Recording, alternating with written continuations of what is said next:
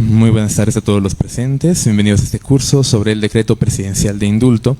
Tema muy importante y actual en el cual vamos a estar contando con la participación del doctor Irving Javier Núñez Pérez como expositor. Antes de comenzar voy a contarles un poco sobre la experiencia laboral y experiencia también profesional del doctor Javier Núñez Pérez. En cuanto a experiencia laboral, actualmente es asesor general de la segunda vicepresidencia de la Cámara de Senadores, Asamblea Legislativa Plurinacional.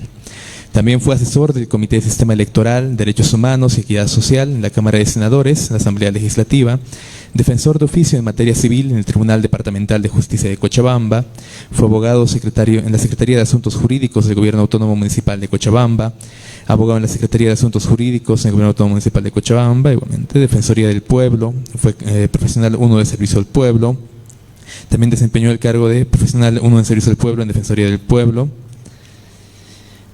También desempeñó el cargo de director departamental en el Servicio Plurinacional de Defensa Pública, SEPDEP, el cargo de defensor público en el Servicio Plurinacional de Defensa Pública, también el cargo de abogado asistente en el Servicio Nacional de Defensa Pública, el cargo de auxiliar número 3 de Archivo de Quillacollo en el Consejo de la Judicatura, y también fue oficial de diligencias en el Juzgado Sexto de Instrucción de lo Civil en Cochabamba, la Corte Superior de Justicia de Cochabamba.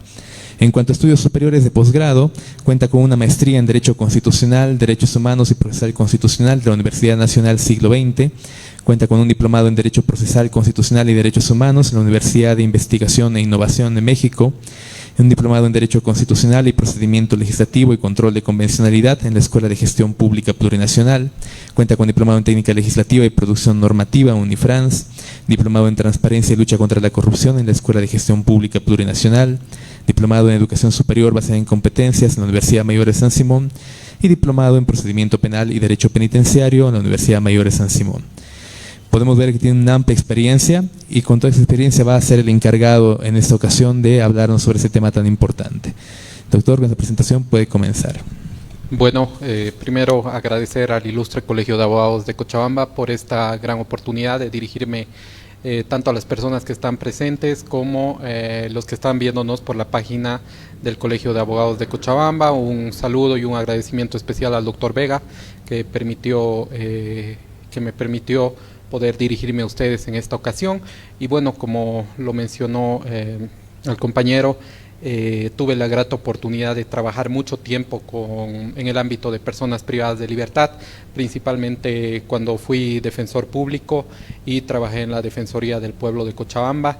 En defensa pública logré tramitar más de 200 indultos, lo cual me da cierta experiencia en este tipo de trámites para poder dirigirme a ustedes y realizar un análisis preciso de esta normativa, ¿no? Bueno, a manera de preámbulo, antes de ingresar a revisar artículo por artículo el decreto presidencial de indulto 5460, vamos a ver algunos datos estadísticos que realmente nos debe llamar la atención sobre el sistema penitenciario en Bolivia, ¿no? Realmente son alarmantes. Ustedes van a poder ver la cantidad de personas privadas de libertad que tenemos, el gran hacinamiento que existe en las cárceles de Bolivia y también el poco interés que tiene el Estado en invertir en este tópico, ¿no? Según estos datos estadísticos proporcionados por el Ministerio de Gobierno, a esta fecha más o menos, vamos a ver que vamos a ver el porcentaje de personas privadas de libertad por tipo penal. Como podemos ver, el robo agravado es uno de los mayores que tienen un porcentaje mayor de personas privadas de libertad, con un 13.18% a nivel nacional. Otro es el de la ley 1008, ¿no? De sustancias controladas, que tiene un 14.87% de porcentaje de personas privadas de libertad. Otro muy grande es lastimosamente es el de violación niño, niña, adolescente, y también el de violación con un 8.06%. Y bueno, luego vienen otros tipos penales con menor porcentaje de personas privadas de libertad. De los mayores que vemos, principalmente de los tres primeros, ustedes van a poder ver más adelante que los únicos que pueden ingresar al decreto presidencial de indulto son algunos de los casos de la ley 1008, es decir, de personas privadas de libertad que están siendo procesadas por la ley 1008. No así el robo agravado ni violación a niño, adolescente, pero eso lo vamos a ver más adelante. Ahora, otro antecedente que debemos conocer es que este decreto presidencial de indulto desde la gestión 2012 se ha vuelto un beneficio totalmente ordinario. ¿Por qué decimos ordinario, no? Porque cada gestión se ha ido promulgando estos decretos presidenciales de indulto. Como ustedes pueden ver, ha empezado el año 2012, ha continuado el 2013, el 2014, 2015 y así sucesivamente, con diferentes nombres, ¿no? Algunos solo decreto presidencial de indulto, otros también concedían el tema de la amnistía, otro ha sido el 2020 o el 2019 por el tema del COVID en el marco de la emergencia sanitaria nacional. Después hemos tenido el 2021, 2023, 2024 y ahora 2025. Es decir, este beneficio que debería ser extraordinario se ha vuelto totalmente ordinario desde los gobiernos principalmente en los cuales nos ha gobernado el masismo, ¿no? Se ha vuelto una política criminal sostenida, periódica, cuando esto antes en realidad no era así, ¿no? Si nosotros nos remontamos a tiempos pasados, debemos tener conocimiento de que estos decretos presidenciales se daban cada 10 años o más en anteriores gobiernos, pero con el gobierno del MAS esto se ha vuelto algo periódico y de forma anual, ¿no? Pero lógicamente esto se debe a varios motivos que los vamos a ir explicando en el transcurso de la exposición. Ahora vamos a ver una tabla también que es bastante importante para que entendamos la preocupación por el crecimiento de la población penitenciaria, ¿no?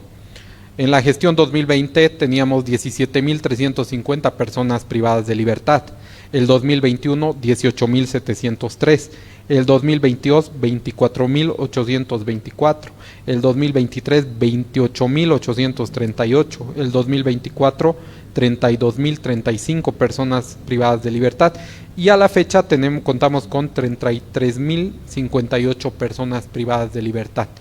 Y esto va en crecimiento, ¿no? Como ustedes pueden ver, cada año ha ido aumentando el número de personas privadas de libertad. Y con la crisis económica que actualmente tenemos, no dudo que estos números se incrementen en una mayor proporcionalidad, ¿no?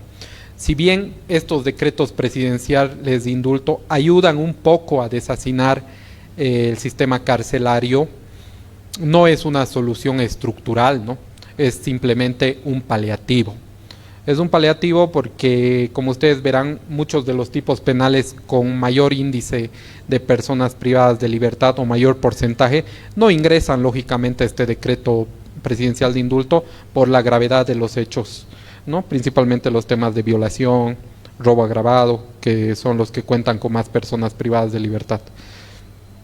Vamos a ver ahora un histórico de porcentajes de detenidos preventivos y con sentencia condenatoria ejecutoriada. Este tema también es bastante importante y por qué es uno de los motivos por qué nuestro sistema penitenciario está colapsado, ¿no? Porque vemos que a diciembre del 2021 un 65% de las personas privadas de libertad eran preventivos, ¿no?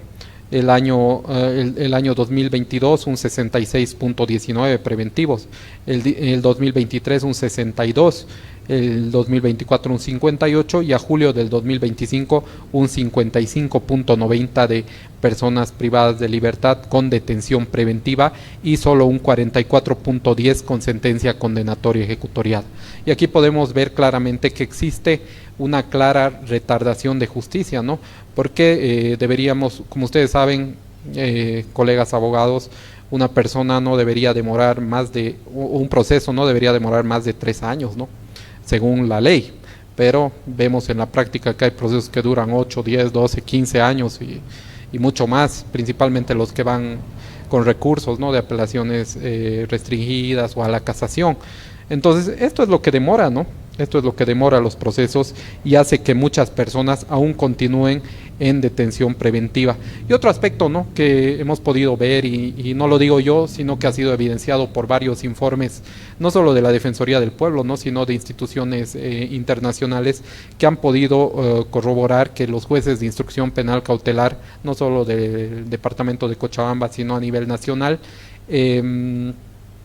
abusan de lo que es la detención preventiva, cuando quizás podrían otorgar medidas menos gravosas para no hacinar tanto el sistema penitenciario, ¿no? De esa forma tal vez coadyuvarían para que las cárceles no estén tan saturadas como ahora y no sean necesarios siquiera estos decretos presidenciales de indulto, ¿no? podrían aplicar medidas menos gravosas, tal vez como la detención domiciliaria, las medidas sustitutivas a la detención preventiva, u otras que vean convenientes. ¿Para qué? ¿No? Para lograr el fin de esto, que es la averiguación de la verdad, que el imputado no se sustraiga del proceso. Entonces hay que analizar muy bien ese tema del abuso de la detención preventiva por parte de los jueces cautelares. Ahora vamos a entrar a lo que es en sí el decreto presidencial 5460. Es importante precisar la fecha de su publicación en la Gaceta Oficial de Bolivia, porque esta fecha va a ser desde la cual se va a computar su vigencia.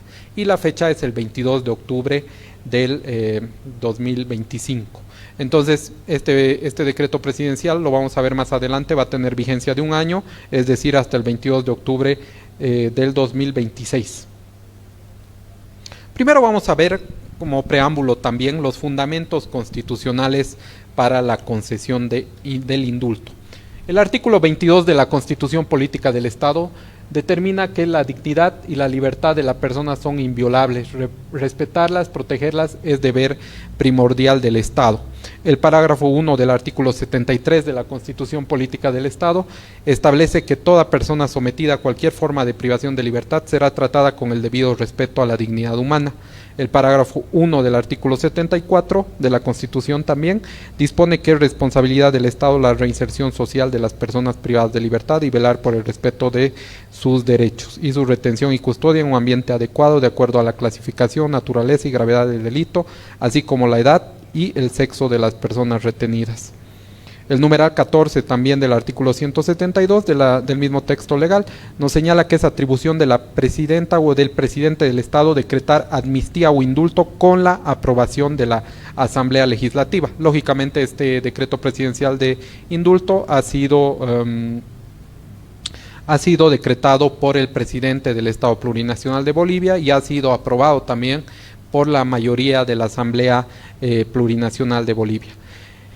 También nos dice que con el objetivo de proteger los derechos humanos y reducir el hacinamiento en centros penitenciarios, el gobierno constitucional tiene como prioridad adoptar medidas oportunas que beneficien a las personas privadas de libertad que cuenten con sentencias condenatorias ejecutoriadas. En consecuencia, se considera necesaria la aprobación de un decreto presidencial que disponga la concesión de indulto, establezca sus requisitos y regule el procedimiento para su procedencia.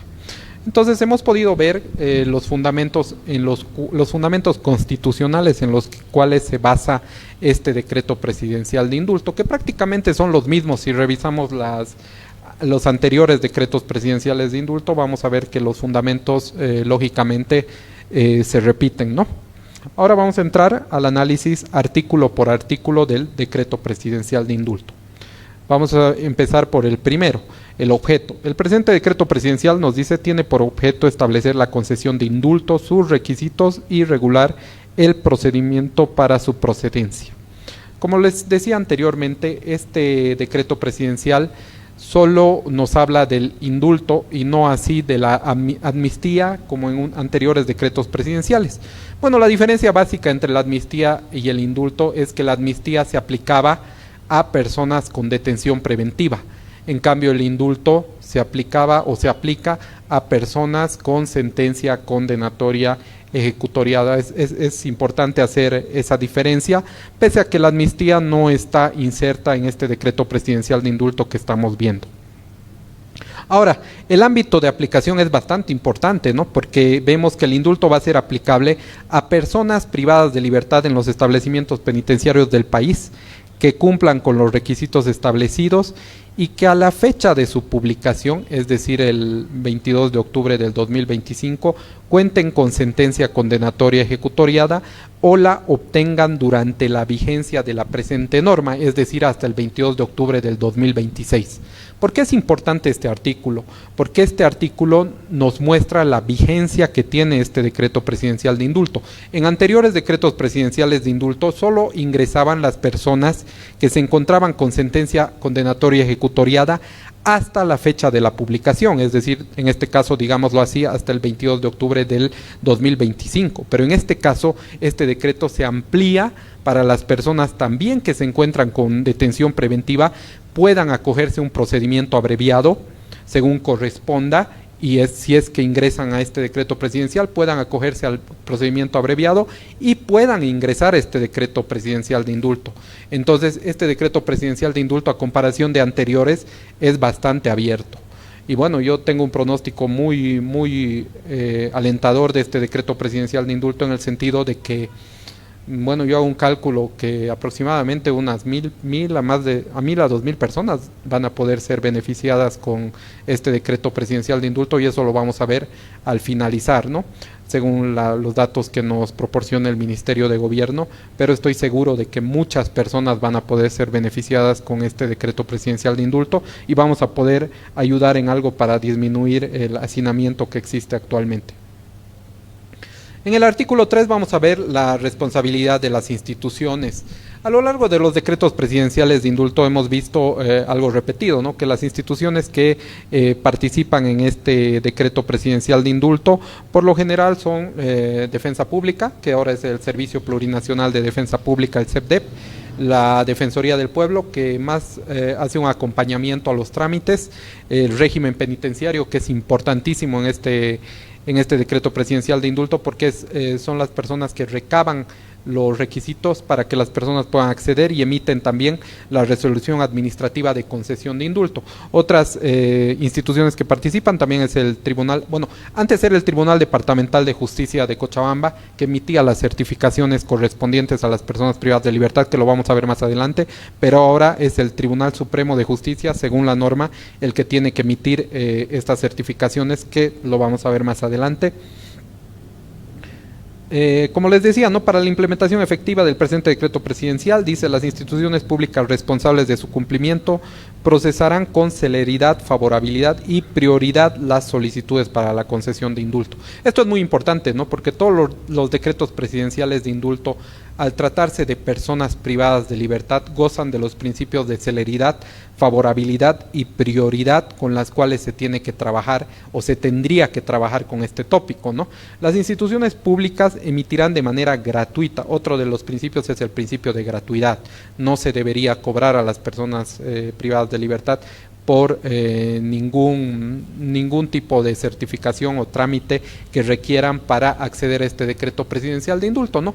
Y si somos fríos, una persona privada de libertad, yo les recomendaría a todas las personas privadas de libertad, en realidad no contratar siquiera los servicios de un abogado particular, porque pueden ellos tramitarlo con el Servicio Plurinacional de Defensa Pública, que les va a otorgar abogados de forma gratuita. Si bien la tramitación quizás en la práctica no sea tan rápida como lo haría un abogado particular, va a ser gratuita, ¿no? Es importante que las personas privadas de libertad conozcan eso, ¿no? Que no es necesario contratar los servicios de un abogado particular para realizar esta tramitación. Ahora, bueno, si tienen los recursos para hacerlo y tienen la voluntad, están en su derecho. Nos dice el parágrafo 3, las y los directores de los establecimientos penitenciarios otorgarán los certificados de permanencia en el plazo de un día hábil computable a partir de la solicitud, bajo responsabilidad. Bueno, en la práctica, los que hemos ejercido y los que hemos tramitado estos decretos presidenciales de indulto sabemos que esto es un poco complicado, prácticamente utópico, porque ese un día se convierte en una semana, o hasta puede convertirse en 2 o hasta en un mes, en el peor de los casos, ¿no? Pero para ello tenemos que saber también que en este caso podemos acudir a la Defensoría del Pueblo, ¿no? Como la Defensoría del Pueblo está también encargada de acompañar este decreto presidencial de indulto, si tenemos algún problema con algún director de algún recinto penitenciario que demora en la entrega de este certificado de permanencia y conducta, podemos realizar la denuncia respectiva en la delegación defensorial departamental, ¿no? Que es una denuncia totalmente gratuita, aparte que no es necesario siquiera cumplir con la formalidad de hacerla por escrito, puede hacerse de forma verbal, entonces no es algo que nos va a costar algo, ¿no? Si es que estamos tramitándolo como abogados o familiares de las personas privadas de libertad que tienen que acogerse a este decreto presidencial de indulto, ante cualquier demora pueden acudir a la Defensoría del Pueblo. El parágrafo 4 nos indica: la Defensoría del Pueblo, en el marco de sus atribuciones y funciones, podrá otorgar orientación, asesoramiento y acompañamiento en favor de las personas privadas de libertad, a fin de que puedan beneficiarse con el presente decreto presidencial de indulto. Es lo que les decía, ¿no? Hay que acudir a la Defensoría del Pueblo, hay que hacerlos trabajar, ¿no? Hay que hacerlos que cumplan su rol en este decreto presidencial de indulto, ¿no? Y yo veo que el rol que deben cumplir ellos es recibir las quejas o denuncias contra funcionarios públicos que estén obstaculizando, que estén retardando la accesibilidad a este decreto presidencial de indulto. El artículo 5 nos habla, como les decía, de las direcciones departamentales de régimen penitenciario, que son muy importantes en este decreto presidencial de indulto. Tienen varias atribuciones porque van a revisar, van a recibir, van a analizar las solicitudes de las personas privadas de libertad que se acogerán al indulto en los casos que corresponda, y al final van a remitir a los juzgados y tribunales correspondientes previa revisión de la Dirección General de Indulto. Perdón, de la Dirección General de Régimen Penitenciario, pero eso de la tramitación lo vamos a ver más adelante, paso a paso, cómo es que se tiene que seguir este trámite. El parágrafo 6 nos dice: en caso de que las instancias responsables de la ejecución del presente decreto presidencial constaten retardación o incumplimiento en la tramitación del indulto atribuible a las o los servidores públicos de las instituciones involucradas, deberán remitir antecedentes ante las instancias disciplinarias respectivas para el inicio de acciones legales que corresponda. Este artículo, bueno, este parágrafo se incluye en este artículo para que en realidad las instituciones que están trabajando con este decreto presidencial de indulto cumplan a cabalidad su rol, ¿no? Cumplan los plazos procesales establecidos para que no tengan problemas el día de mañana ante denuncias o ante quejas y puedan caerle una responsabilidad administrativa, ¿no? Entonces, mucho ojo con eso para las instituciones que están a cargo de gestionar estos trámites de indulto. Ahora vamos a entrar a lo que es la concesión del indulto. Nos dice el artículo 4, se concede el beneficio de indulto a la persona privada de libertad que cuente con sentencia ejecutoriada y pena privativa de libertad. Acá el inciso A nos habla de igual o menor a 10 años sin que sea necesario el cumplimiento de una parte de la condena. Pero esto lo vamos a ir complementando una vez que veamos también los tipos penales que están excluidos para la tramitación del beneficio de indulto. Entonces, para saber si una persona se puede acoger a este beneficio de indulto, primero hay que revisar el quantum de la pena, ¿no? Es decir, los años de privación de libertad que prevé cada tipo penal. Y segundo, hay que revisar que esta persona no esté inmerso dentro de los tipos penales que se encuentran excluidos para poder beneficiarse del decreto presidencial de indulto. El inciso B nos habla también de igual o menor a 12 años que haya cumplido al menos una tercera parte de la condena privada de libertad. Bueno, para eso hay que sacar la calculadora y ver cada tipo penal de acuerdo al quantum de pena y ver cuánto es un tercio de la pena que tiene la persona y ver si realmente ha cumplido, y ver también que no se encuentre dentro de los tipos penales que están excluidos del decreto presidencial de indulto, que lo vamos a ver más adelante. El inciso C nos dice igual o menor a 15 años que haya cumplido al menos la mitad de la condena privativa de libertad, siempre y cuando no se encuentre dentro de los tipos penales excluidos. Eso lo voy a ir repitiendo porque de nada nos sirve en la práctica, digamos, una persona que esté sentenciada con sentencia condenatoria ejecutoriada de 15 años por el delito de tráfico de sustancias controladas y haya cumplido, digamos que haya cumplido 8 años. En teoría, si vemos hasta ahora, entraría lo que es el inciso C, porque su pena es de 15 años y ha cumplido 8, entonces ya ha cumplido más de la mitad de la condena. Pero por eso les digo, si vemos hasta acá el decreto presidencial, esa persona ingresaría a lo que es el decreto presidencial de indulto, pero hay que ver las exclusiones. Por eso en cada inciso les voy a ir repitiendo lo mismo. Antes de ver el quantum de pena, hay que ver el tipo penal si es que realmente ingresa o está dentro de las exclusiones. Ahora, lo que les decía, el artículo 5 nos habla de las exclusiones, es decir, los tipos penales que no van a poder ingresar al decreto presidencial de indulto.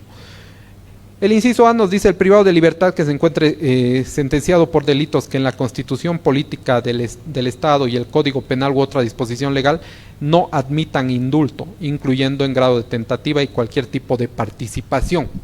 Ustedes, colegas abogados, habrán podido ver que en nuestro Código Penal están tipificados una gama, una serie de tipos penales, en los cuales en los más gravosos, como el asesinato, el feminicidio, en la última parte, dice sin derecho a indulto, ¿no? Entonces, lógicamente, estas personas no van a poder beneficiarse de este decreto presidencial de indulto y de ninguno, es decir, porque son los delitos más graves, esas condenas o esas personas no se las puede indultar de ninguna manera. Sería grave que se conceda el decreto presidencial de indulto o el indulto a personas que han cometido delitos tan graves como el feminicidio, el asesinato, entre otros, ¿no? Ahora, lo que tenemos que ver bien en la última parte nos habla de incluyendo en grado de tentativa y cualquier tipo de participación. ¿A qué se refiere cualquier tipo de participación? Se refiere al tema de complicidad, se refiere al tema de encubrimiento, se refiere al tema de instigación y, como aquí dice, tentativa. Entonces estamos hablando que no solamente son las personas que han sido sentenciadas como autores por asesinato que no van a poder ingresar, ¿no? Sino también las personas que han sido cómplices de asesinato, que han sido instigadores, que han cometido el delito de tentativa de asesinato en este caso, no hablando de ese tipo penal en particular, no van a poder ingresar al decreto presidencial de indulto. El inciso B nos dice las personas que, encontrándose privadas de libertad, hayan cometido otro delito a cuya consecuencia se encuentren procesados o con condena por el hecho, incluyendo en grado de tentativa y cualquier tipo de participación. En la práctica, en mis tiempos de defensor público, he tenido usuarios, que nosotros los llamábamos en defensa pública usuarios, que dentro de su estadía en los recintos carcelarios cometían delitos, principalmente los delitos vinculados con la ley 1008, ¿no? O también el tema de lesiones graves, leves, o tentativa de homicidio, que principalmente se da en riñas y peleas que ocurren en las cárceles. Entonces, estas personas que, estando condenadas o estando siendo procesadas por tipos penales que ingresarían en teoría al decreto presidencial de indulto, si han cometido otro hecho en su permanencia en el recinto penitenciario, lamentablemente no van a poder ingresar al decreto presidencial de indulto. Y como acá bien dice, que se encuentren procesados o con condena por el hecho. Entonces, solo basta que haya una denuncia y se esté procesando en contra de esa persona privada de libertad para que sea excluido de poder ingresar a este decreto presidencial de indulto. Y peor aún si tiene una condena por un otro delito cometido al interior del recinto penitenciario, ¿no? Ahora, el inciso C nos habla de que no podrá ingresar al decreto presidencial de indulto la o el privado de libertad que sea reincidente. Para este tema de la reincidencia tenemos que dirigirnos al artículo 41 del Código Penal, ¿no? Que nos habla de qué personas son reincidentes en la comisión de un ilícito. Para eso tenemos que revisar que ese artículo nos indica que la persona que haya cometido un delito dentro la vigencia de 5 años anteriores a este último por el cual se encuentra procesado o detenido, no va a poder ingresar a este decreto presidencial de indulto, ¿no? En la práctica, podemos dar un ejemplo, digamos, una persona que haya cometido el delito de estafa, por decirle, estafa simple, no con víctimas múltiples, porque con víctimas múltiples tampoco ingresaría al decreto presidencial de indulto. Pero digamos, esta persona ha sido sometida a un procedimiento abreviado de 4 años, el año 2021. O de 3 años, pongámosle de 3 años, y haya sido beneficiado con la suspensión condicional de la pena, haya podido salir en libertad, y el 2024 vuelve a ingresar al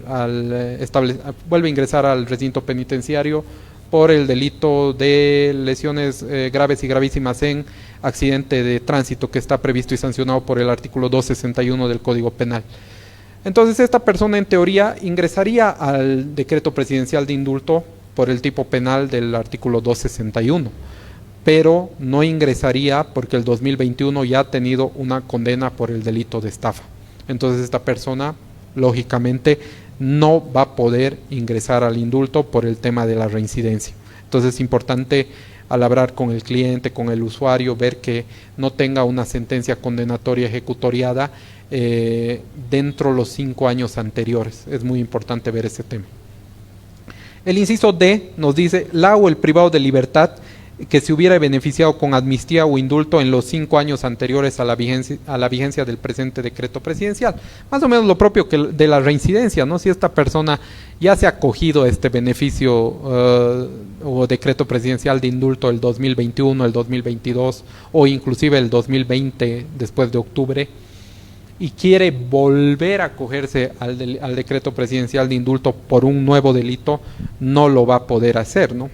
No lo va a poder hacer porque no se puede indultar a una persona cada que ingrese al penal, ¿no? Siempre tiene que haber esta exclusión, porque esto no es un premio para las personas que reinciden en el delito, ¿no? Es un beneficio que por lo general puede colaborar la libertad de las personas que estén detenidas por una primera vez, ¿no? El inciso D nos dice: las personas privadas de libertad que se encuentren con sentencia condenatoria ejecutoriada por los delitos incluyendo grado de tentativa y cualquier tipo de participación no van a poder ingresar, que estos son los delitos más graves que les hablaba anteriormente. Las personas que estén procesadas o sentenciadas por estos tipos penales no van a poder ingresar al decreto presidencial ni indulto. Los que estén por genocidio, terrorismo, asesinato, parricidio, feminicidio, infanticidio, homicidio, trata de personas, tráfico de personas, secuestro, tenencia, porte o portación de armas, tráfico ilícito de armas, delitos financieros, robo agravado, robo de minerales y contrabando. Entonces, las personas que estén siendo procesadas o que ya se encuentren con sentencia condenatoria por alguno de estos tipos penales, lamentablemente no van a poder acceder al decreto presidencial de indulto. El numeral 2 nos dice: delitos contra la libertad sexual, a excepción de los delitos de actos obscenos y publicaciones y espectáculos obscenos.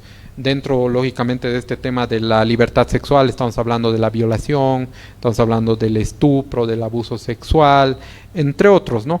Pero de este catálogo hay 2 artículos, 2 tipos penales que sí pueden ingresar al indulto, que son los actos obscenos y espectáculos obscenos. Esos sí van a poder favorecerse de este decreto presidencial de indulto, pero creo que no hay un mayor porcentaje de personas privadas de libertad por este tipo penal, si es que hay alguno.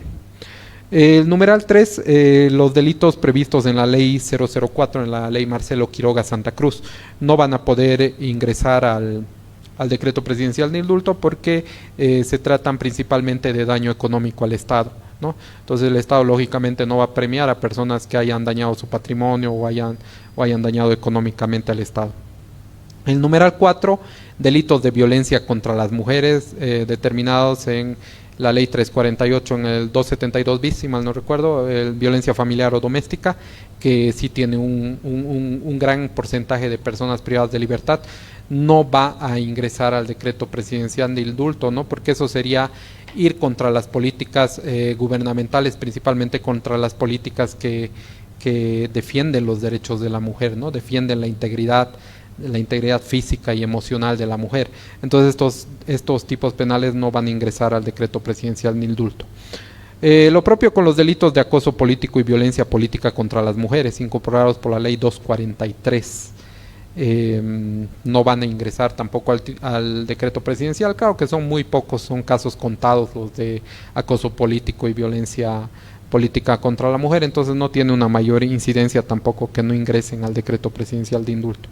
El numeral 6 son los delitos cuya víctima sean niño, niña, adolescente o persona con discapacidad. Entonces, cuando la víctima de algún tipo penal esté dentro de estas personas que se encuentran en mayor situación de vulnerabilidad con relación a otras, no van a poder ingresar al decreto presidencial de indulto. El numeral 7 nos habla de delitos con víctimas múltiples. Ahí más que todo va al ámbito patrimonial, ¿no? A los delitos de orden patrimonial, principalmente al de estafa. Estafa simple ingresa al decreto presidencial de indulto, pero ya la estafa donde existen víctimas múltiples no va a ingresar a lo que es este decreto presidencial. El numeral 8 es un numeral muy importante porque nos habla de delitos de sustancias controladas, ¿no? Tipificados en la ley 1008. cuya sentencia mayor a 10 años, no van a ingresar los que tengan sentencia condenatoria ejecutoriada con una pena mayor a 10 años de privación de libertad. A diferencia de los anteriores decretos presidenciales de indulto, este punto es muy importante, ¿no? Porque en anteriores decretos presidenciales de indulto, por lo menos en los últimos dos, recuerdo que no ingresaban las personas que hayan sido procesadas o que estén con sentencia condenatoria ejecutoriada por el tipo penal previsto en la ley 1008, ¿no? En cambio, en este sí. Y eso es lo que va a dar un mayor alcance a este decreto presidencial de indulto, considerando el porcentaje de personas privadas de libertad que se encuentran detenidas o condenadas por este tipo penal, que la verdad son muchas. Y en este caso van a poder ser beneficiadas las personas que estén por el tipo penal de suministro, por ejemplo, de sustancias controladas, o por el tema de transporte de sustancias controladas, porque en la práctica sabemos que cuando uno como abogado particular o defensor público va a poder pedir un procedimiento abreviado a los fiscales de 8 años, ¿no? Por el delito de transporte o de suministro, o hasta 9 o 10 años, en el peor de los casos, que no pase los 10, y van a poder ser favorecidos por este decreto presidencial de indulto, ¿no? Y esto está bien, ¿no? Porque nosotros sabemos que las personas que están detenidas por tráfico, generalmente con una condena de 10 hasta 25 años de indulto, en teoría deberían ser los denominados peces gordos, ¿no? Los grandes del narcotráfico. En cambio, los que están por suministro o transporte trabajan para estas personas, ¿no? Por eso conllevan condenas con pena privativa de libertad menor, pueden ser 8, pueden ser 9 o pueden ser 10 años, de acuerdo al procedimiento abreviado al cual pretendan acogerse, y pueden ser beneficiadas con este decreto presidencial de indulto. Tampoco van a ingresar el delito de homicidio, va a ingresar a este decreto presidencial de indulto el delito de homicidio, lesiones graves y gravísimas en accidente de tránsito, siempre y cuando exista la agravante de estar bajo dependencia de alcohol o estupefacientes, conforme a la segunda parte del parágrafo 1 del artículo 261 del Código Penal. ¿Qué quiere decir esto? Que las personas que se encuentren procesadas o se encuentren con sentencia condenatoria ejecutoriada por el artículo 261 del Código Penal van a poder ingresar siempre y cuando solo estén inmersas en lo que refiere el parágrafo 1. Pero si ya existe el agravante del parágrafo 2 con que estén con alcohol o estupefacientes, estas personas no van a poder ingresar, salvo que cuenten con un acuerdo conciliatorio con la víctima. Como ustedes saben, en este tipo penal, mayormente los abogados buscamos a las víctimas, ¿no? A los familiares, para poder transar, como se dice tal vez vulgarmente, para poder llegar a un acuerdo conciliatorio. Es muy probable, es muy previsible que en estos casos se llegue a este tipo de acuerdos, y si no se llegase hay que buscarlo, ¿no? Por ejemplo, en la práctica tenemos ahorita yo tengo un cliente que esté detenido por el 261 parágrafo 2. ¿Qué es lo que debo hacer? Primero, revisar el decreto presidencial de indulto, ver que mi cliente podría ingresar a esto siempre y cuando haya un acuerdo transaccional que se repare el daño ocasionado a la víctima o a los familiares. En ese caso, ¿qué es lo que debo hacer? Buscar a la familia, tratar de llegar a un acuerdo. Una vez llegado a este acuerdo, buscar un procedimiento abreviado seguramente para poder ingresar a lo que es este decreto presidencial de indulto. Ahora bien, el artículo 6 nos habla de los requisitos para solicitar el indulto. Vamos a ver que a diferencia de los anteriores, los requisitos ahora son mucho más fáciles de poder tramitar, salvo uno que me han comentado algunos colegas que han tenido problemas en la tramitación, pero todas las personas cuentan con un documento de identidad, ¿no? En caso de personas nacionales o en caso de personas extranjeras cuentan con un DNI, pueden contar con un pasaporte o con una libreta de servicio militar, y la exigencia es mínima, no es en fotocopia, ni siquiera es un documento original el que haya que presentar, ¿no? También ahora se exige las fotocopias simples de las sentencias condenatorias y el mandamiento de condena. Antes se exigían que estas fotocopias sean legalizadas, ¿no? Lo cual conllevaba aún mayor tiempo en su tramitación. En algunos casos los juzgados cautelares, juzgados de sentencia o tribunales de sentencia no remitían las piezas procesales al juzgado de ejecución penal que corresponda. Entonces ahí nos veíamos en un problema. Como abogados tendríamos que acudir a esas instancias, pedir fotocopias legalizadas o en su caso pedir la remisión directa al juzgado de ejecución penal, lo cual conllevaba bastante tiempo, más aún considerando que hay algunos juzgados de provincias alejadas, hasta que traigan acá era todo un lío, ¿no? Pero en este caso solo se requieren fotocopias simples de la sentencia condenatoria y el mandamiento de condena, lo cual hace muy fácil su tramitación. El inciso C es el que me han comentado, me llamaron dos colegas para indicarme que se habían apersonado al Tribunal Departamental de Justicia, a Presidencia, para pedir esta certificación, y ahí les habían dicho que tenían que ir hasta Sucre. Lo cual me parece un total despropósito. Imagínense, si uno de los principios de este decreto presidencial de indulto es la gratuidad, la celeridad, la favorabilidad, ¿cómo podemos exigir a estas personas que sus abogados o sus familiares vayan hasta Sucre por una simple certificación? No tiene sentido alguno, ¿no? Contradice los principios de esta ley. Pero no he ido indagando más. Yo lo que les aconsejé a mis colegas es que vayan a la Defensoría del Pueblo y presenten su queja para que la Defensoría del Pueblo pueda hacer sus gestiones con el Tribunal Departamental y de alguna manera se pueda canalizar, que desde Sucre puedan enviar esas certificaciones a los tribunales departamentales de cada ciudad, de cada departamento, ¿no? Que no lo veo algo imposible y que me imagino que ya se debe estar haciendo o se tiene que hacer, porque no es posible pedir este requisito a las personas privadas de libertad que tengan que ir hasta Sucre, ¿no? O sus abogados. Ahora, otro de los requisitos es una fotocopia simple del auto de radicatoria del juzgado de ejecución penal y supervisión. ¿Por qué es importante este requisito? Porque no se olviden que el juez de ejecución penal va a ser quien va a homologar la resolución administrativa de indulto. Es decir, que si una persona pretende acogerse a este decreto presidencial de indulto, tiene que tener un juzgado de ejecución penal obligatoriamente. Su trámite debe estar en un juzgado de ejecución penal. Es decir, los abogados que conocemos la práctica sabemos que los tribunales o juzgados tienen la obligación, según la circular 38/10 creo que es, tienen la obligación de, una vez sentenciada la persona, que la persona cuente con sentencia condenatoria ejecutoriada, tienen la obligación de remitir las piezas procesales al juzgado de ejecución penal, ¿no? Para que ese juzgado ejerza el control y la supervisión de esa persona que se encuentra detenida. Entre las piezas procesales más importantes que debe tener esa persona privada de libertad está el acta de aplicación de medidas cautelares, el mandamiento de detención preventiva, la sentencia, la ejecutoria de la sentencia y el mandamiento de condena. Eso nos hace más sencilla la vida a todos los abogados, la verdad, que esas piezas estén en el juzgado de ejecución penal. Pero en la práctica vemos que no es tanto así, ¿no? Cuando deberían estar, no están o están incompletas. Entonces uno como abogado tiene que darse el trabajo de completar esta documentación, pedir a los tribunales correspondientes la remisión o pedir fotocopias legalizadas y uno mismo hacer la remisión.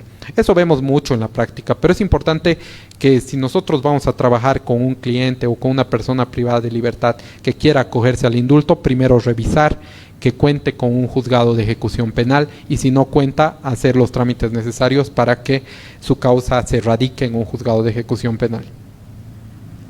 El artículo 7 nos habla ya sobre el trámite para la concesión de indulto. Para la concesión de indulto, lógicamente, la persona privada de libertad tiene que cumplir con los requisitos que hemos visto en el anterior artículo. Ahora, el procedimiento es bastante sencillo, ¿no? La persona privada de libertad, ya sea a través de su abogado, puede ser un abogado particular, puede ser un defensor público o inclusive un funcionario de la Defensoría del Pueblo, que presente su carpeta cumpliendo los requisitos a la Dirección Departamental de Régimen Penitenciario. También lo puede hacer un apoderado legal, pero se hace un poco más complicado porque se exige un poder notariado, ¿no? lo cual no tiene mucho sentido, porque incluso nosotros que conocemos los recintos carcelarios, en los recintos carcelarios por lo general hay una oficina jurídica. En la oficina jurídica se encuentra un abogado que puede revisar si la persona cumple o no con los requisitos y enviarla directamente a régimen penitenciario. Entonces no es algo que se vaya a complicar mucho. Como dicen, ¿no? Acá el hago el privado de libertad a través de apoderado legal, abogado particular, Servicio Plurinacional de Defensa Pública, la Defensoría del Pueblo, podrá realizar la solicitud a la Dirección Departamental del Régimen Penitenciario. Una vez que la Dirección Departamental del Régimen Penitenciario tenga la carpeta de indulto, tiene la obligación de analizar esta carpeta si realmente cumple con los requisitos establecidos en esta norma y si la persona no se encuentra dentro de las exclusiones que también las hemos revisado, ¿no? Tiene 3 días para dar inicio al trámite. Ojalá se cumpla. En teoría es sencillo, ¿no? En la práctica vemos que demora mucho más, porque si nosotros sumamos los plazos de cada paso que se da para el trámite de indulto, son 10 días. Son 10 días. En 2 semanas debería esa persona ya estar libre prácticamente. Pero eso dice la letra muerta, ¿no? En la práctica es muy distinto. Pero nosotros como abogados tenemos la obligación de exigir que estos plazos procesales se cumplan a cabalidad, ¿no? Una vez que el régimen penitenciario conoce la carpeta, tiene 2 días para verificarlas. Si producto de esta verificación, dice, se evidencia que la solicitud no cumple con alguno de los requisitos exigidos, ¿qué hace el régimen penitenciario? Devuelve la carpeta ya sea al abogado, al defensor público o a la persona que la ha presentado para que ésta sea subsanada. Si es que le falta algún requisito y se pueda subsanar, como también hay otras carpetas que van a ser insubsanables, ¿no? Cuando se presenten carpetas de personas que, por ejemplo, en la práctica que esté excluida de poder ser beneficiada, lógicamente eso no se va a poder subsanar, ¿no? Simplemente esa carpeta ya no va más. Una vez que se devuelva la carpeta a las personas que realmente pueden subsanar, tienen 2 días hábiles desde su notificación para subsanar. Digamos que en la carpeta no se encuentre el auto de radicatoria, la fotocopia. Entonces, ¿qué va a hacer el abogado? La va a tramitar y la va a presentar, ¿no? En ese plazo. Ahora, si no logra presentarla en ese plazo, tampoco quiere decir que no vaya a ser beneficiada esta persona, ¿no? Seguramente tendrá que volver a iniciar el trámite desde un principio, ¿no? Las observaciones, como les decía, podrán ser subsanadas por la entidad competente o por el solicitante en el plazo de 2 días. El parágrafo 5 nos dice que en caso de no existir observaciones después de la verificación o que ya fueron subsanadas, la dirección departamental va a emitir la resolución administrativa de concesión de indulto en el plazo máximo de 2 días. Es decir, si la carpeta va todo bien, la Dirección Departamental de Régimen Penitenciario va a emitir la resolución correspondiente de indulto. Y esta resolución correspondiente la va a remitir inmediatamente al Departamento de la Paz, a la Dirección General de Régimen Penitenciario. La Dirección de Régimen Penitenciario tiene la obligación de volver a revisar la carpeta de indulto y, si es procedente, dar el visto bueno. Y seguramente, si existe alguna observación, va a tener que devolverla a la dirección departamental para que sea subsanada. Una vez que se emita el visto bueno de la Dirección General de Régimen Penitenciario, ¿qué va a hacer la Dirección General? Lo va a mandar al juez de ejecución penal que corresponde para que éste homologue esa resolución administrativa de indulto. Ahora, en la práctica, tanto yo como colegas míos conversando, la anterior vez tuve la oportunidad de estar en un programa, en un podcast de Hecho y Derecho, conversando con 2 abogados penalistas conocidos acá en Cochabamba, y me decían que tuvieron el mismo problema que yo tuve, ¿no? En algún caso yo tramité este indulto para algunas personas privadas de libertad, y cuando volvió de la ciudad del Departamento de La Paz al juez de ejecución penal, el juez de ejecución penal no homologó, sino emitió un auto observando la carpeta de indulto, ¿no? Si nosotros vemos, la norma no prevé que el juez de ejecución penal pueda realizar alguna observación. Miren, si vemos claro, nos dice: recibida la resolución administrativa de concesión de indulto, el juez de ejecución penal en el plazo de 3 días homologará la resolución y emitirá el mandamiento de libertad, mismo que deberá ser remitido en ejemplar original a la Dirección General de Régimen Penitenciario. Es decir, que esta norma no prevé una observación por parte de la autoridad jurisdiccional, pero la autoridad jurisdiccional, principalmente los jueces de ejecución penal, tienen intuición para controlar y supervisar todos los trámites relativos a personas privadas de libertad, sea extramuros, sea libertad condicional, sea detención domiciliaria, sea redención.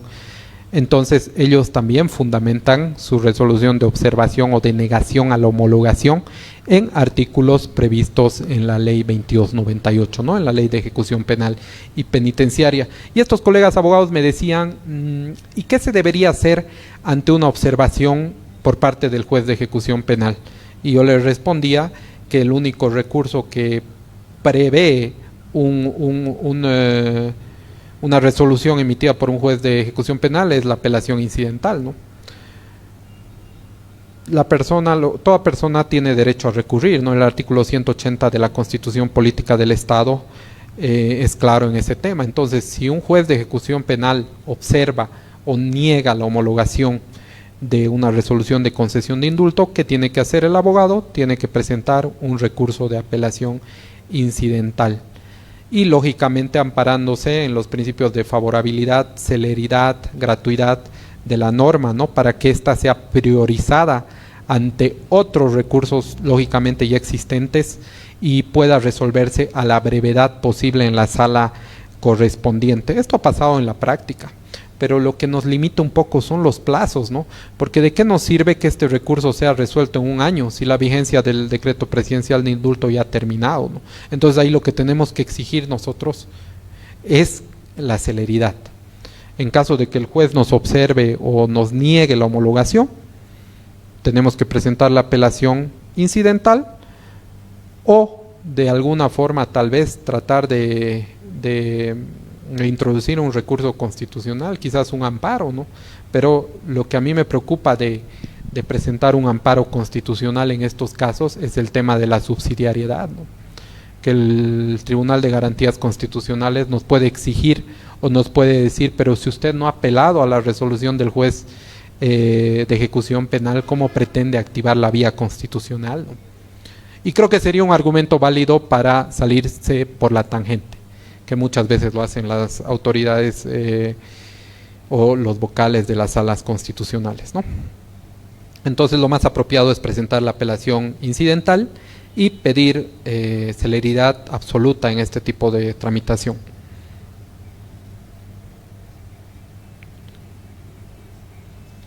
Ahora el numeral 10 nos dice: la Dirección General de Régimen Penitenciario supervisará y fiscalizará las direcciones departamentales en la concesión del indulto en el marco de la responsabilidad institucional y los preceptos de eficiencia, eficacia y economía.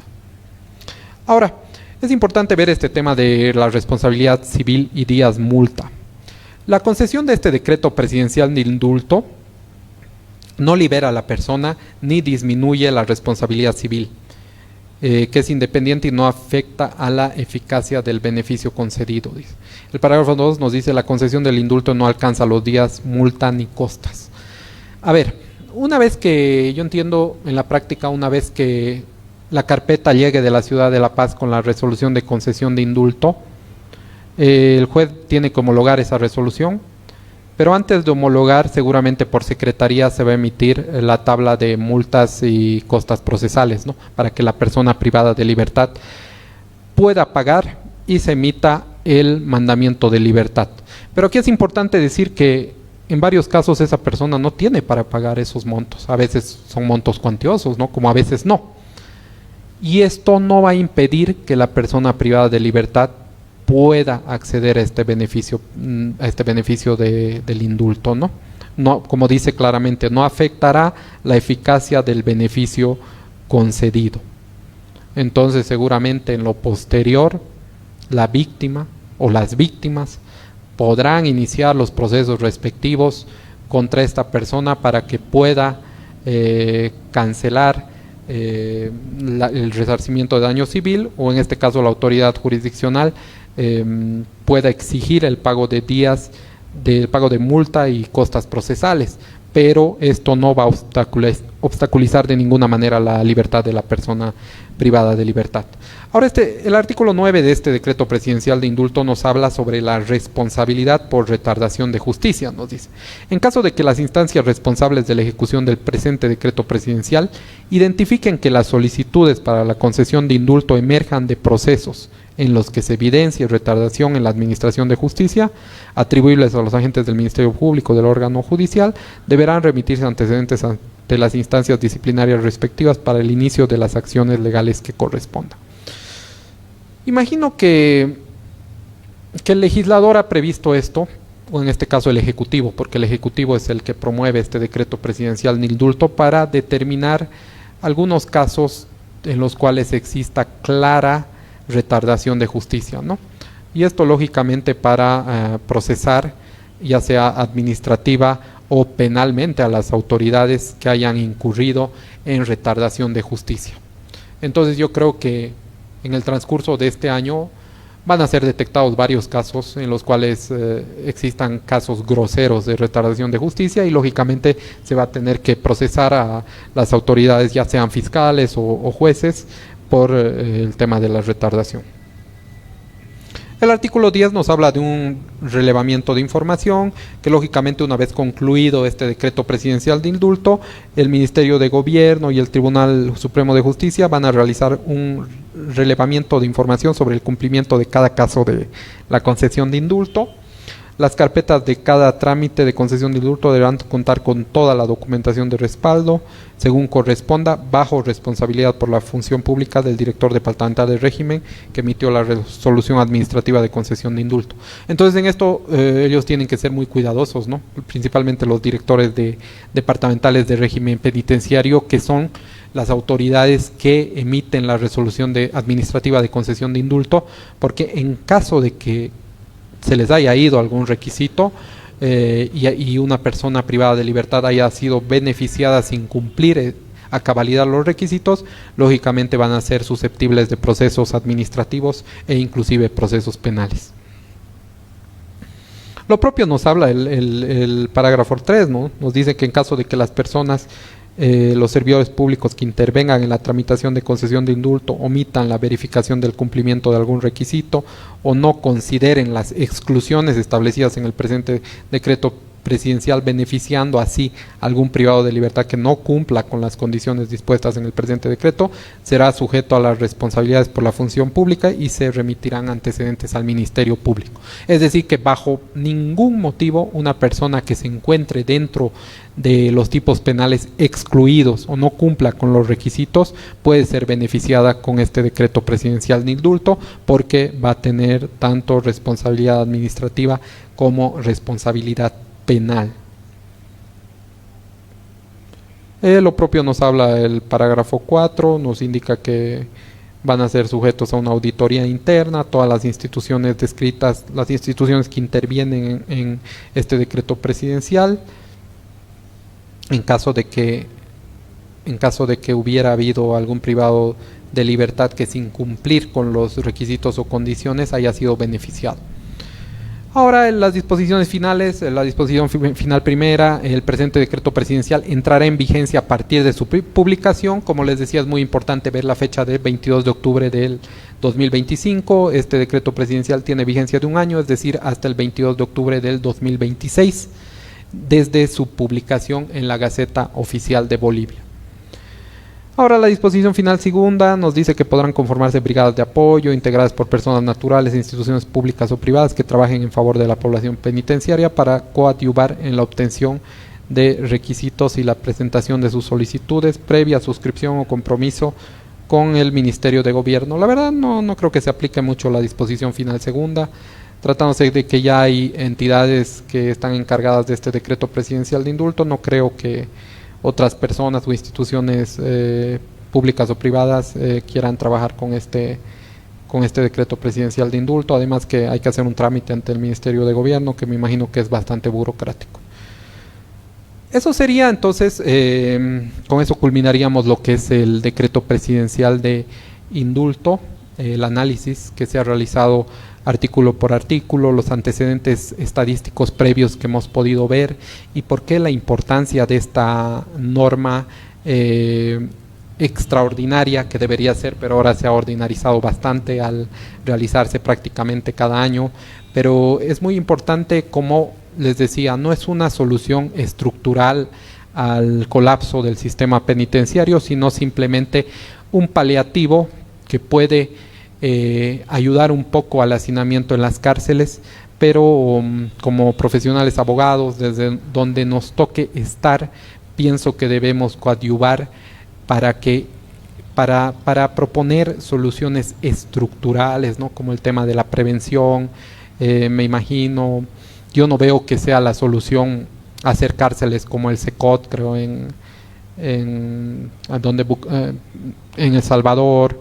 O sea, no veo que la solución sea aumentar recintos penitenciarios o modernizar los recintos penitenciarios, sino veo que la solución tiene que ser estructural desde el tema educativo, ¿no?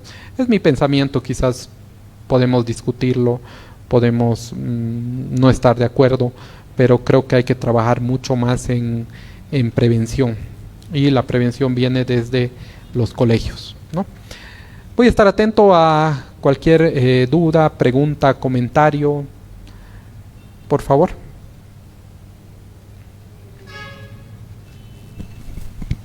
Según la norma son 10 días que se debía hacer todo el trámite, ¿no? Y normalmente usted, que ha estado al tanto de estas cosas, ¿cuánto tiempo demora? Mire, sí, como bien dice usted, sumando los días debería durar 10 días, es decir, 2 semanas, ¿no? Pero en la práctica yo he tenido la oportunidad de ver que tardan meses, 1, 2 a 3 meses, ¿no? Dependiendo también quién atiende a la persona privada de libertad, es muy importante, ¿no? Porque nosotros conocemos, los que conocemos, y yo he tenido la oportunidad de trabajar en el Servicio Plurinacional de Defensa Pública con carpetas de indulto, y no es que nos dan una carpeta, sino nos dan 30, 40, 50, y lógicamente la atención no es personalizada. Entonces es muy distinto trabajarlo con un abogado particular que quizás no tiene la misma carga laboral con la que cuenta un defensor público, ¿no?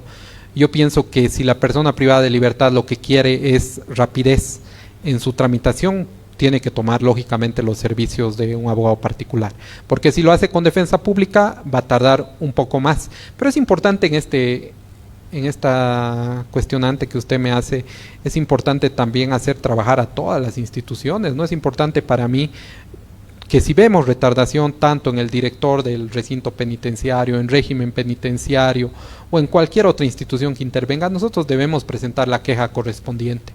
Debemos presentar la queja correspondiente, por lo menos para sentar un antecedente y un precedente, y que estos plazos realmente se tengan que cumplir. Tal vez no a cabalidad, es mucha exigencia cumplirlos a cabalidad los 10 días, me parece también exagerado, y tal vez recargar a las instituciones públicas, porque van a estar saturadas también en trabajo, los jueces de ejecución penal, los directores de los recintos penitenciarios.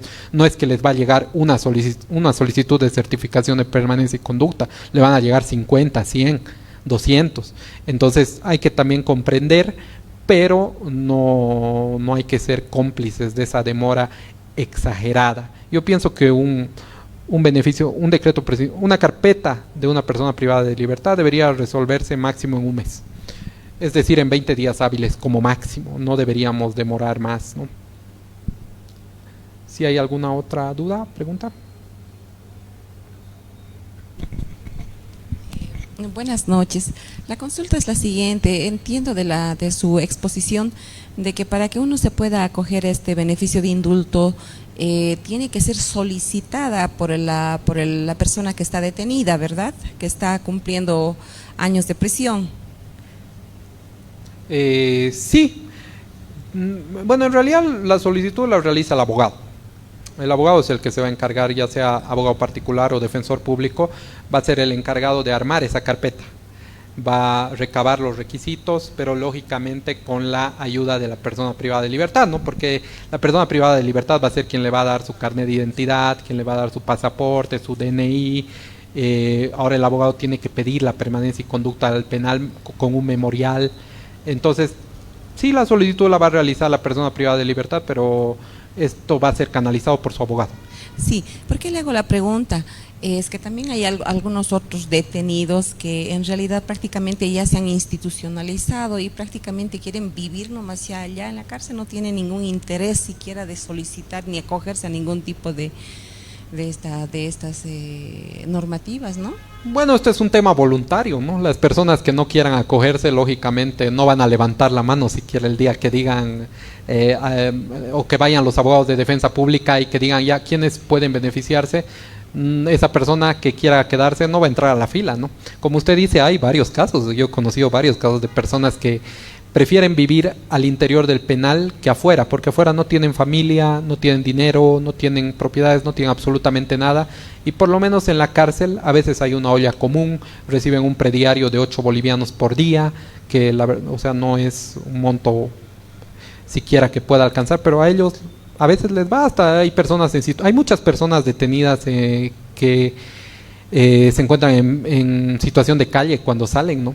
Ese tema es bien complejo, pero existen esos casos. Pero las personas que no quieren acogerse no lo van a hacer porque es un tema voluntario. Sin embargo, pues están hacinando también las cárceles, ¿no? Sí, es un tema que habría que revisar, yo creo, con régimen penitenciario, ¿no? Ver ese tema, y hay personas que inclusive ya han cumplido la totalidad de su condena y siguen adentro. Entonces yo creo que esas personas no merecen recibir siquiera un prediario, o como usted dice, no deberían hacinar más los recintos penitenciarios. Es decir, habría que ver esos casos, identificarlos y expulsar a esas personas porque ya no les corresponde estar ahí, ¿no? Eso se debería hacer, pero es un tema que habría que trabajarlo con las instituciones vinculadas directamente a esta temática. Si hay alguna otra duda, si no, cerramos. Muy bien, doctor, muchas gracias. Como aparentemente no habría más preguntas, estaríamos cerrando así su exposición. Muchas felicidades, muchas gracias también por contribuir con sus conocimientos sobre ese tema tan importante, en la actualidad tan interesante. Y a nombre del Colegio de Abogados de Cochabamba, hacerle llegar ese presente reconocimiento por su participación. Muchas gracias, doctor. Esperamos contar con usted también en próximas oportunidades.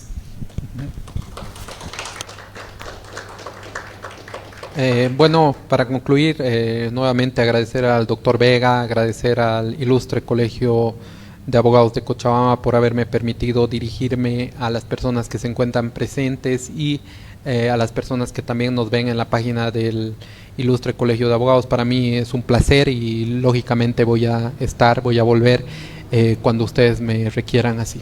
Muchas gracias. Gracias a todos. Y para todos los demás, se ven a invitarlos a seguir participando en los cursos. Ya estamos llegando a la ronda final de los cursos realizados por el mes del abogado. Esta semana, el día de mañana, tenemos otro curso. El día viernes igualmente sería otro curso. Y la siguiente semana estaríamos terminando con los cursos programados por el mes del abogado.